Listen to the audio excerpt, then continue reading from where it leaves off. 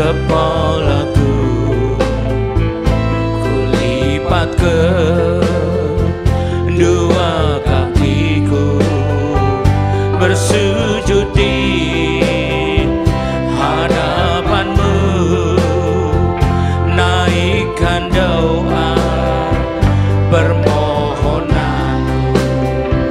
Kau melihat Tuhan dari surga, betapa kami menderita. Jangan biarkan kami putus asa hadapi hidup yang sengsara.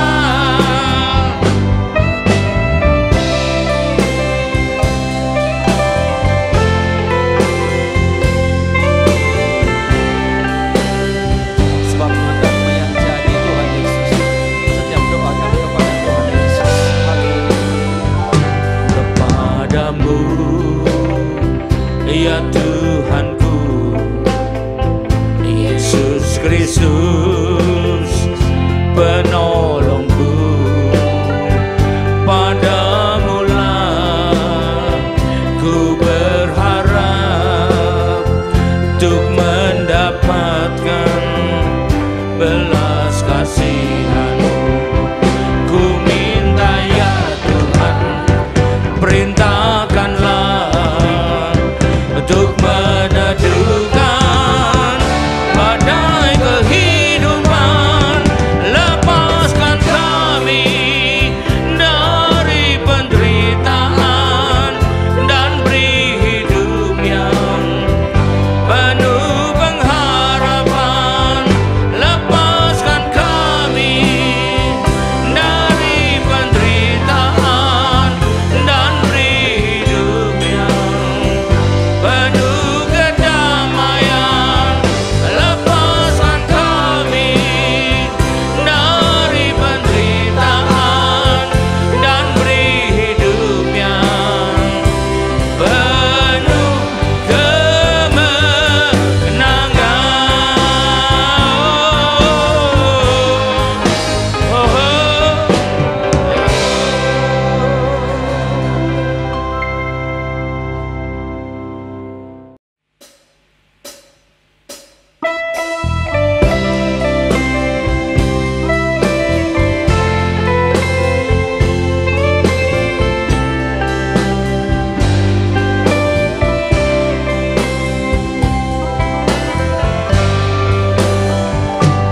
tundukkan kepalaku, kulipat kedua kakiku, bersujud di hadapanmu, naikkan doa permohonanku. Kau melihat Tuhan dari surga, betapa kami menderita. Jangan biarkan kami putus asa hadapi hidup yang sengsara.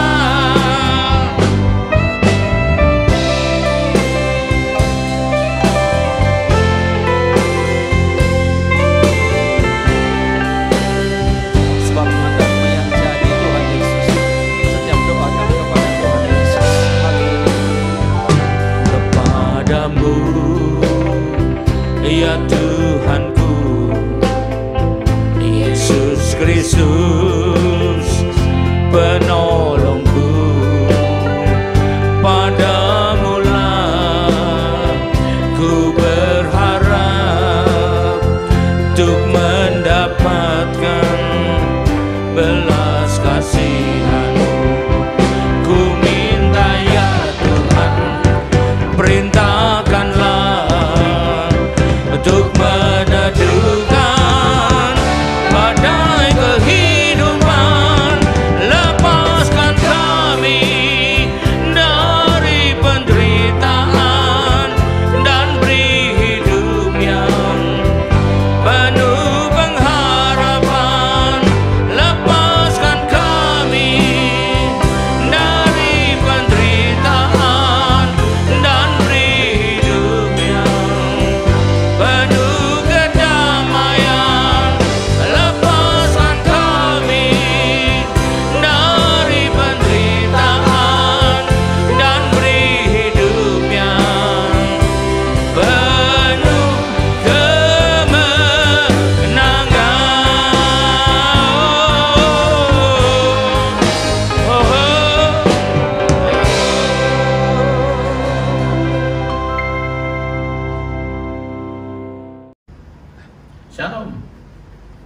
Saudara kasih Tuhan, kita berjumpa lagi dan biarlah kita masuk dalam firman Tuhan. Tapi sebelum itu semua, biarlah kita berdoa dulu untuk menyambut firman Tuhan. Mari kita berdoa. Terima kasih Tuhan Yesus, kami umat-Mu siap menyambut firman-Mu. Dan biarlah firman-Mu itu tidak kembali dengan sia-sia. Tapi boleh tumbuh dalam hidup kami, menghasilkan buah yang berlipat ganda, 30 kali, 60 kali, bahkan 100 kali ganda. Dan ya Tuhan, berikanlah pada kami roh hikmat dan wahyu daripadamu, agar kami semua tanpa kecuali yang mendengarkan siaran ini boleh menangkap, mengerti, menghayati, bahkan bisa melakukan firman-Mu ini dengan baik dan benar, yaitu tepat seperti apa yang sebenarnya Engkau maksudkan dengan firman-Mu pada kami, dan bukan hanya apa yang kami pahami dengan asumsi kami sendiri, kami perkirakan sendiri, tapi sungguh-sungguh tepat dan benar sesuai dengan apa maksud firman Tuhan. Terima kasih ya Tuhan, dan urapilah kami semua Tuhan dengan urapan Roh Kudus-Mu. Terima kasih Tuhan, kami siap menyambut firman-Mu hanya dalam satu nama yang berkuasa, yaitu nama Tuhan Yesus Kristus. Haleluya, amin. Nah, sekali lagi shalom, saudara kasih Tuhan, kita kembali masuk dalam ibadah tengah minggu ini. Nah, tema khotbah pada hari ini saya katakan judulnya ada hidup kita harus punya semangat, hidup harus bersemangat, alias dengan kata lain hidup itu harus bergairah, tapi bukan gairah yang negatif, gairah yang benar ya. Jadi kita itu tahu kalau kita bilang hidup yang bergairah artinya itu merujuk kepada hidup yang bersemangat, yang penuh dengan antusias. Jadi hidup yang penuh dengan antusiasme. Ya, apakah bisa kalau gitu pertanyaannya? Hidup itu bisa kehilangan gairah? Saya katakan bisa. Kenapa? Kalau ada orang misalnya berusaha mati-matian untuk mencapai sesuatu, tapi tak kunjung berhasil juga, maka dia bisa kehilangan gairah, ya, bisa kehilangan semangat. Hidupnya tak bersemangat, tak bergairah. Yang kedua, kalau orang itu tidak punya pengharapan akan masa depan, dia merasa dia tidak punya masa depan, kan tidak punya kemampuan, nah inilah, itulah, maka hidupnya pastilah juga tidak bersemangat, ya. Yang ketiga, kalau orang memang lahir dengan rasa rendah diri, dari kecil sudah rendah dirinya, menguasai dirinya, dia tidak punya rasa percaya diri, walaupun dia orang percaya, harusnya orang percaya Yesus, dan Yesus ada dalam diri kita, maka kita jangan merasa rendah diri. Maka orang ini juga tidak punya semangat hidup, tidak punya antusiasme, atau pernah mengalami peristiwa yang menyakitkan, menyedihkan, sehingga trauma dibawa terus, misalnya ada kegagalan atau dan sebagainya, itu juga kehilangan semangat hidup. Yang kata lainnya putus asa dan lain sebagainya. Itulah tipe-tipe orang kehilangan gairah hidup, yang hidupnya tidak bersemangat, yang hidupnya tidak punya antusiasme. Ya, di masa sekarang ini mungkin banyak juga orang yang mengalami demikian, termasuk juga orang percaya. Di mana kita melihat di berbagai sektor kehidupan banyak sekali orang merasa terpukul, tertekan, tertindas dan tak mampu mengatasinya, ya. Dunia belum mampu mengatasi persoalan masa kini, misalnya persoalan pandemi ini, ya. Makin banyak yang kehilangan gairah hidup akibatnya. Misalnya kalau ada orang punya usaha di bidang pariwisata atau bidang travel, maka sangat terpukul, ya. Omset yang tidak bisa didapatkan dan sebagainya. Apalagi untuk pulih, kapan bisa pulihnya? Nggak ada harapan, nggak ada yang tahu, karena nggak ada yang tahu, lalu kehilangan semangat hidup. Nah, ini contohnya. Atau misalnya dia seumur hidup dari mulai kerjanya di bisnis perhotelan terus, memang saya dari dulu naik, tapi sampai sekarang ternyata bisnis perhotelan juga sepi, ya, karena wisata juga sepi. Nah, bahkan hotelnya tutup, mau kerja lain bisanya cuma itu katanya, maka kehilangan semangat, ya. Atau kalau orang yang buka salon, maka kalaupun salonnya buka, tidak ada order, tidak ada pengunjung, apalagi kalau salonnya belum bisa buka, waduh, tambah terpuruk lagi, ya. Misalnya juga punya usaha buka kantin di bioskop, katanya nanti bioskop bakal buka, tapi banyak suara-suara mengatakan jangan dibuka, buktinya corona melonjak terus katanya. Ya, siapa yang betul saya juga kurang tahu, saya tidak komentari ini, tapi hanya menunjukkan akibatnya apa. Kalau sampai gak jadi buka, waduh, sekian bulan sama sekali gak kerja, sama sekali gak ada penghasilan, akibatnya terpuruk, putus asa juga, bisa juga, ya. Memang gak semua sih. Atau kalau orang itu tidak bekerja di luar, di bidang sekuler, hanya melayani di gereja, hidupnya mengandalkan persembahan kasih yang didapatkan dari pelayan di gereja. Gereja tutup berbulan-bulan, hampir 4 bulan lebih ini, ya. Tutup, lalu kemudian ada pelayan sama sekali, ya, nggak bisa makan, nggak bisa hidup, nggak bisa minum katanya. Walaupun air pump masih ada, tapi bayar juga. Kalau air sungai nggak bayar lah mungkin ya. Jadi ini kehilangan gairah. Cukup banyak orang kehilangan gairah, kehilangan semangat hidup, kehilangan antusiasme. Sekalipun dia orang percaya, sekalipun bukan orang-orang percaya semua pasti nggak kehilangan semangat. Ada juga kehilangan semangat karena hanya melihat dari apa yang bisa dilihat, hanya berpikir dari apa yang bisa dipikirkan sendiri, bukan melihat ke depan dan berpikir berdasar iman. Sebagai orang percaya, kita jangan sampai kehilangan pengharapan. Karena Yesuslah pengharapan kita, bukan kita punya Dia. Hidup kita jadi akhirnya jadi tidak bergairah. Nah, tidak bisa menghasilkan apa-apa. Kita perlu tahu ini. Jadi untuk orang percaya saya himbau, janganlah kita kehilangan semangat, kehilangan gairah. Apapun yang terjadi pasti ada akhirnya dan Tuhan tidak tinggal diam ya. Kita lihat apa kata janji-janji Tuhan. Tuhan berjanji pada kita. Janjinya jelas sekali seperti apa yang tertulis di kitab Matius 28 ayat ke-20. Itu tercantum sebagai bagian akhir dari amanat agung. Matius 28 ayat 20. Ya, mari kita baca. Ini janji Tuhan kepada kita orang percaya ya. Kita lihat Matius 28 ayat 20. Dan ketahuilah, kalau belum tahu ketahuilah, kalau lupa ingatlah kembali. Aku, kata Tuhan, menyertai kamu, kita semua orang percaya, senantiasa, tak kunjung henti, sampai kepada akhir zaman. Akhir dari akhir zaman masih belum nyampe, masih kita nantikan. Berarti Tuhan masih menyertai kita. Ingatlah itu. Jadi Tuhan masih ada bersama kita. Kalau gitu pandanglah kesulitan yang dihadapi, tekanan yang dihadapi itu sebagai ajang latihan ya, latihan kehidupan agar bisa meningkatkan kemampuan hidup kita di mata Tuhan. Selanjutnya, agar kita semakin kuat, agar kalau kita lulus dari masalah ini, maka kita bisa mencapai atau naik ke next level berikutnya dalam kehidupan di muka Tuhan. Misalnya kita lihat contoh-contoh tokoh Alkitab. Daud misalnya, dia tetap bersemangat loh, tetap bergairah untuk menghadapi Goliat yang luar biasa. Raksasa yang gagah perkasa ya. Tidak seperti Saul yang katanya gagah perkasa dulu, tapi kemudian langsung kehilangan semangat. Semangat juangnya juga hilang, semangat tempurnya juga hilang. Andai kita bertempur pasti kalah dia. Walaupun memang secara manusiawi dia pasti kalah, tapi semangatnya sudah tidak ada. Kenapa Daud bisa begitu tetap bersemangat? Padahal dia bukan prajurit, padahal dia hanya gembala. Karena Daud percaya kepada janji-janji Tuhan. Dan Daud mengandalkan doa semata. Mari kita baca di Mazmur 23 ayat 4. Ini cara berpikirnya Daud, ini konsep berpikirnya Daud. Mazmur 23 ayat 4. Sekalipun aku berjalan dalam lembah kekalaman yang penuh bahaya, aku tidak takut bahaya itu. Walaupun ada, walaupun mengancam. Ya, sebab apa? Sebab Engkau Tuhan besertaku. Jadi Tuhan bilang kan besertamu, menyertaimu sampai kesudahan zaman. Dan kalau Tuhan menyertai bukan diem aja, bukan cuma ngeliatin aja, tapi gadamu dan tongkatmu, kuasamu, perlindunganmu, itulah yang menghibur aku. Artinya kenapa terhibur? Karena itu tidak akan mencelakakan aku sama sekali. Jadi kita perlu tahu, itu yang pertama. Yang kedua kita baca lagi Mazmur 91 ayat 1 sampai 16. Yang seringkali dipakai orang kalau menghadapi bahaya, menurut dasar imannya. Mazmur 91 ayat 1 sampai 16, satu pasal ini kita baca semua. Orang yang duduk dalam lindungan yang maha tinggi.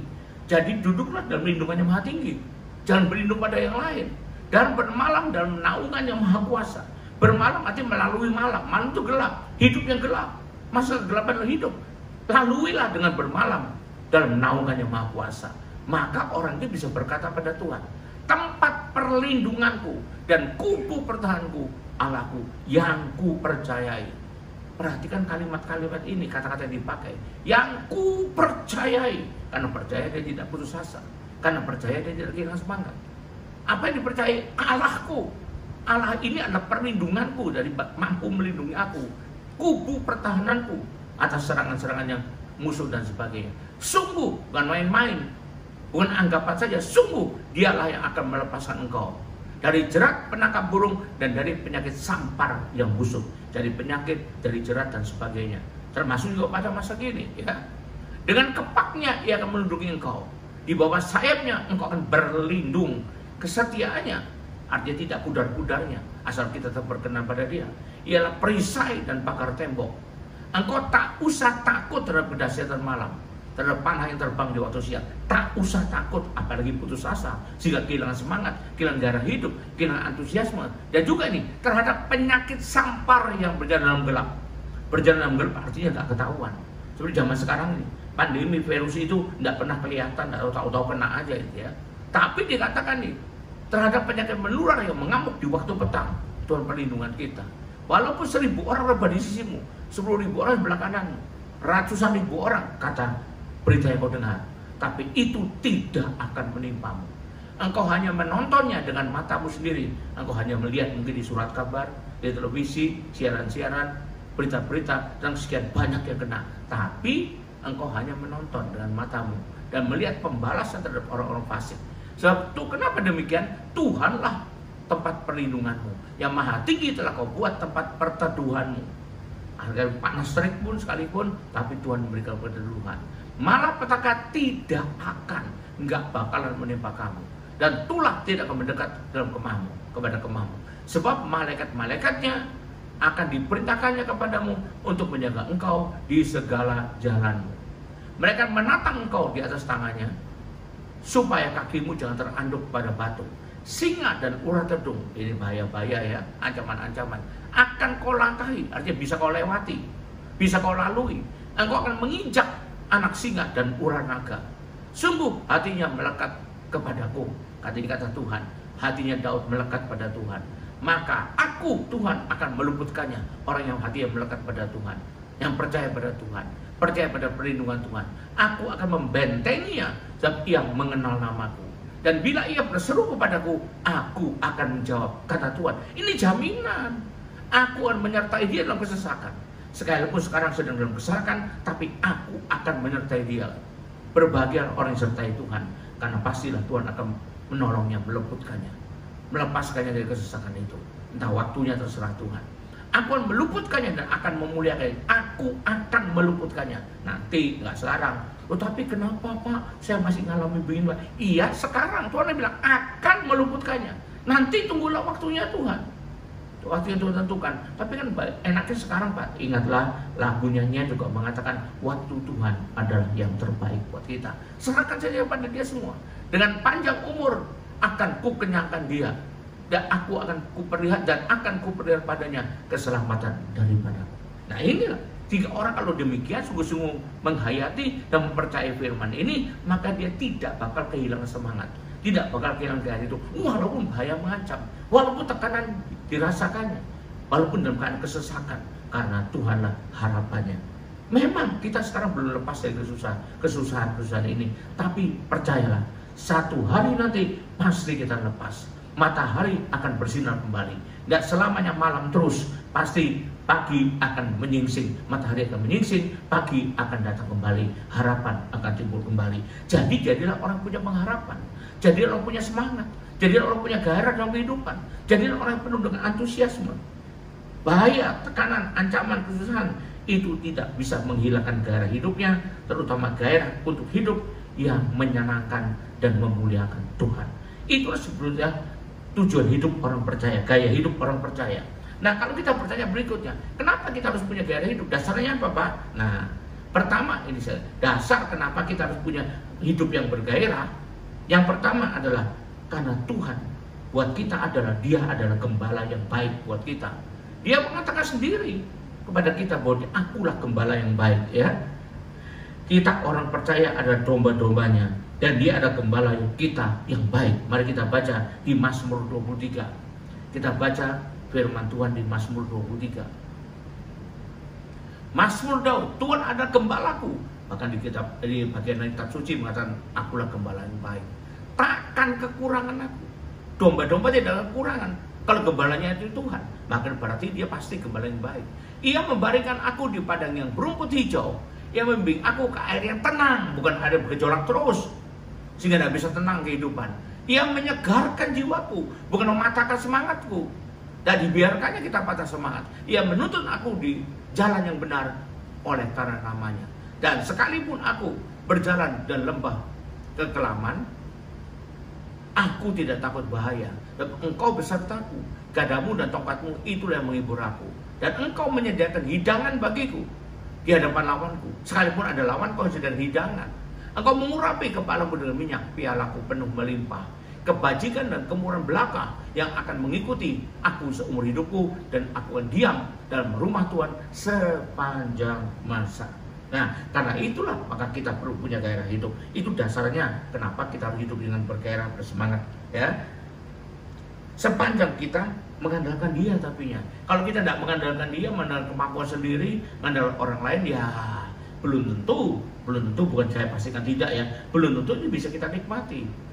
Karena firman Tuhan mengatakan, kalau kita mengandalkan orang lain, sebetulnya hebatnya orang lain itu namanya mengandalkan manusia juga. Dia kan manusia juga, kan bukan boneka, manusia.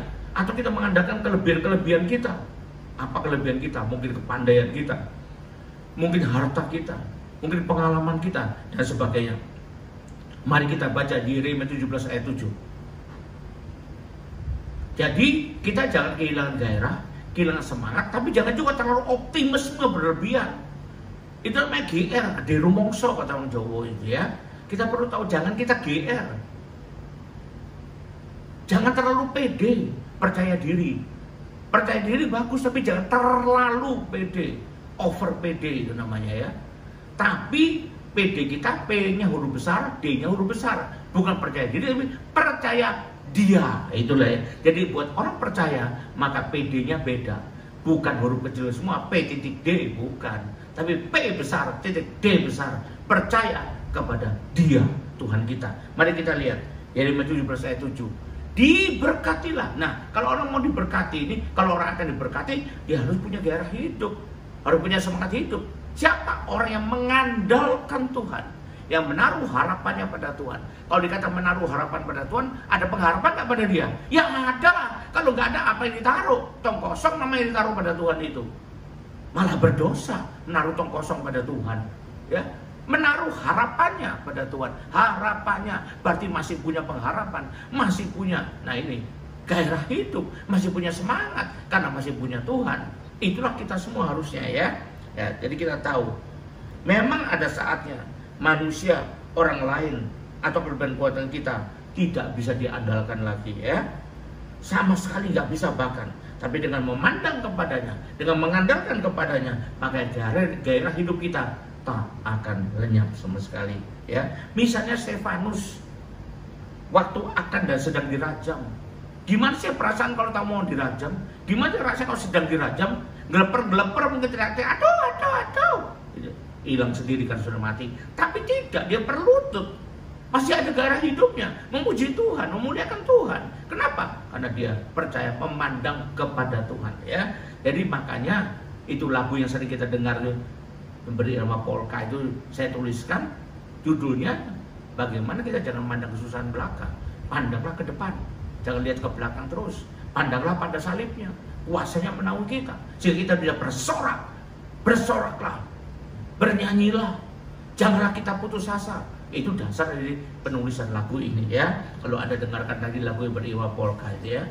Lalu kemudian yang kedua, apa dasar gairah hidup kita? Bahwa kita ini haruslah tidak mau, jangan sampai mempermalukan nama Tuhan. Di mana Pak permalukannya? Nah gini, bayangkan aja. Kalau ada anak dari orang kaya yang terkenal, karena mau apa nggak tahu, nggak punya duit, nggak dikasih bapaknya, lalu minta-minta ngemis-ngemis kemana-mana. Dan karena nggak dapat banyak, nggak cukup juga, lalu bunuh diri. Memang ini mendatangkan kesedihan luar biasa buat bapaknya. Tapi lebih dari itu, mempermalukan nama bapaknya. Kalau kita punya Allah yang Maha Kuasa, Allah yang Maha Mengasihi kita, lalu kita kehilangan semangat, bukan itu mempermalukan nama Tuhan. Apa kata orang-orang lain yang melihat kita? Banyak orang melihat lalu berkata, lihat tuh orang Kristen, katanya Tuhannya dahsyat, katanya Tuhannya luar biasa, katanya Tuhan Maha Kuasa, nggak ada yang mustahil baginya. Wah, lah kok bisa lihat gini? Kok kayak gitu ya? Kayak orang nggak punya pengharapan sama sekali karena putus asa. Katanya bisa membangkit orang mati. Lah kok orang hilang gairah hidup aja dibiarin aja. Itu kepermalukan nama Tuhan. Bukan Tuhan yang salah, kita yang salah. Jadi karena kita tidak mau permalukan nama Tuhan, kembalikanlah semangat hidupmu. Kembalikan gairah hidupmu dengan jalan tidak memandang kepada persoalan, tapi memandang kepada Tuhan yang merupakan kunci penyelesaian persoalan. Lihat Petrus sudah berjalan di atas air. Waktu Tuhan panggil, datanglah ke sini, berjalan di atas air. Kenapa bisa? Karena matanya, konsentrasinya kepada Tuhan semata. Tapi begitu noleh kiri kanan, melihat air, melihat angin dan sebagainya, gejolak-gejolak di air, maka takutlah dia. Nah, takutlah dia. Lalu kemudian mulai tenggelam. Jangan sampai kita melihat hanya kepada persoalan, hanya kepada tekanan, hanya kepada yang menyerang kita, tanpa melihat Tuhan. Pasti kita akan kehilangan gairah hidup. Apalagi kalau kita tidak mungkin bisa menyelesaikannya, tidak mungkin bisa mengatasinya. Tapi pandanglah kepada Tuhan yang di atas segalanya. Amin, saudaraku. Ya, biar kita jadi orang Kristen yang punya gairah hidup, semangat hidup. Yang ketiga sekarang, apa dasar kita harus hidup yang bergairah? Karena kita harus melawan tipu daya si jahat. Anda tahu, si jahat itu seringkali memanfaatkan keadaan yang menimpa manusia dengan menipunya, dengan tipu muslihatnya, sehingga manusia makin tertipu dan makin jauh dari Tuhan, makin jatuh dalam dosa dan makin mempermalukan Tuhan. Ya, dibisikinya nanti dalam hati kita, muncul dalam ingatan kita. Kalau muncul dalam ingatan dan perasaan kita, jangan bilang Tuhan yang ngomong, jangan. Lihat dulu kalau Tuhan ngomong sesuai firman Tuhan. Siapa tahu si jahatnya ngomong.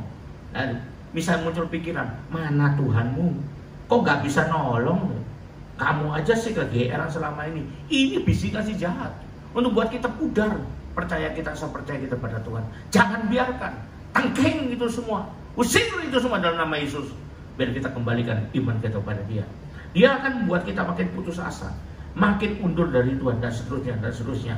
Jadi kita harus bangkit memakai iman kita, tanpa, kalau kita hanya merasakan keterpurukan saja, mengentertain keterpurukan dalam hidup kita, maka kita larut dalam tipu muslihat iblis, dan akhirnya kita bisa jatuh dalam kemurtatan kepada Tuhan. Yang ketiga, yang keempat, dasar kenapa kita harus bergairah, karena kita harus jadi berkat juga bagi orang lain. Coba lihat, Tuhan menetapkan buat Abraham dan keturunannya. Kita ada keturunan Abraham secara rohani, ya, karena Abraham adalah bapak segala orang percaya. Kita orang percaya, berarti kita keturunan Abraham. Apa pesan Tuhan pada dia? Lihat Kejadian 22 ayat 18. Kita baca di Kejadian 22 ayat 18. Oleh keturunanmu, siapa keturunan Abraham? Secara rohani kita. Kita bukan keturunan secara jasmani, bukan. Semua bangsa, semua orang di bumi akan mendapat berkat oleh keturunanmu, karena engkau mendengarkan firman-Ku, kata Tuhan. Jadi kalau kita dengar firman Tuhan, hidup kita bergairah, kita bisa jadi berkat buat orang lain. Di mana berkatnya, Pak? Bukan berkat yang dikasih materi itu, tidak mesti demikian. Tetapi dengan melihat, walaupun sama-sama dalam tekanan, ini orang-orang mengalami tekanan yang sama dengan kita, ya. Tapi kita tetap bergairah. Kalau ditanya, kenapa Pak? Kok terlalu semangat? Kok terlalu senang, Pak? Emangnya miring, Pak? Bukan. Karena saya punya Tuhan yang luar biasa. Maka dia bisa terhiburkan, bisa terbangkitkan. Bahkan mungkin kalau satu kali saudara tolong dan buktikan, maka dia kemungkinan besar akan, saya percaya pada Tuhanmu, Pak. Nah, saudara menangkan jiwa, walaupun tidak dengan langsung ya caranya, tapi dengan kehidupan kau menangkan jiwa buat Tuhan. Nah, ini jadi berkat buat orang lain. Ya, sama-sama mengalami kesulitan, sama-sama mengalami tekanan, tapi jangan kita ngasih contoh hidup kehilangan gairah, kehilangan semangat, putus asa duluan. Jangan. Kalaupun dia orang yang mengalami tekanan yang sama dengan kita, sudah putus asa, kita bangkit untuk menuju kepada dia. Saya tidak putus asa. Kenapa? Saya punya Tuhan yang luar biasa. Kalau dia tanya, siapa Tuhan yang luar biasa? Bilang aja, itulah Yesus Allah yang Maha Kuasa. Nah, jadi kita harus tahu, banyak orang akan terinspirasi, bahkan kemudian bisa jadi percaya seperti yang kata tadi, ya, kepada Tuhan. Kalau dia melihat orang yang sama-sama terpuruknya, tapi tidak hanyut dalam keterpurukan, tidak limbung dalam keterpurukan, tidak kehilangan semangat hidup, gairah hidup. Itu ada yang keempat. Nah, sekarang penutupnya, ya. Jadi sekali lagi, dengan dasar itu maka kita harus hidup bersemangat, hidup bergairah, hidup dengan penuh antusiasme. Firman Tuhan juga mengatakan, Amsal 18 ayat 14. Nah, ini manfaatnya buat kita, ya. Amsal 18 ayat 14.